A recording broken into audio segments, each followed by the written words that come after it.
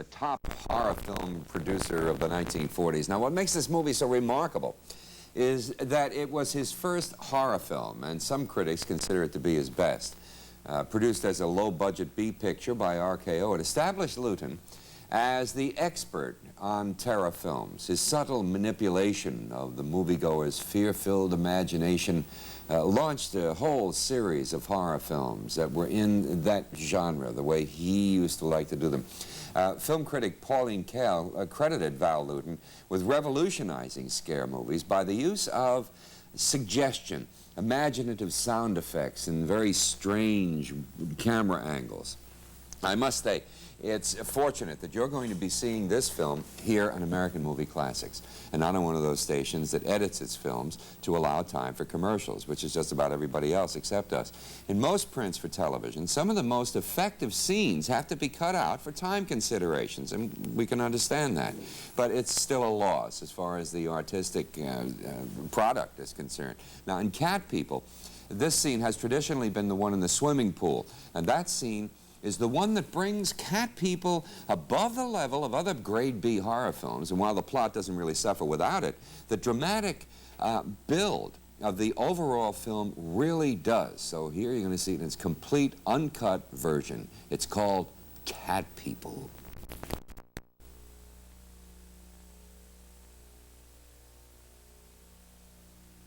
Is that a wild film or what? Even though it looked like they were in the Central Park Zoo, Cat People was shot entirely in a Hollywood studio. During filming, there was a controversy that came up between producer Val Lewton and director Jacques Tourneur regarding the scene in which you actually see the leopard. Val Lewton wanted to keep that out. And I don't feel it destroyed the supernatural aspects of the film. I mean, you're still not sure whether it's real or it's just happening in the minds of the main characters. Val Lewton only made 9 horror films in his short career. They included I Walk with a Zombie, The Body Snatcher, and Cat People's sequel, Curse of the Cat People. This multi-talented man was a producer, screenwriter, novelist, and a poet, too. Tragically, he died of a heart attack. He was only 46 at the time. Now, let's do the movie question of the day. What John Huston documentary masterpiece was suppressed by the U.S. government as being unsuitable for public viewing? It was made in 1945 and was considered too shocking for the American public to see. I have the answer for you on Monday. Now let's take a look at this.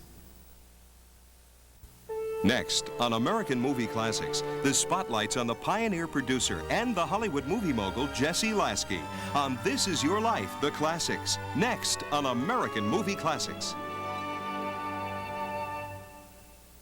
American Movie Classics presents the greatest romance of all time.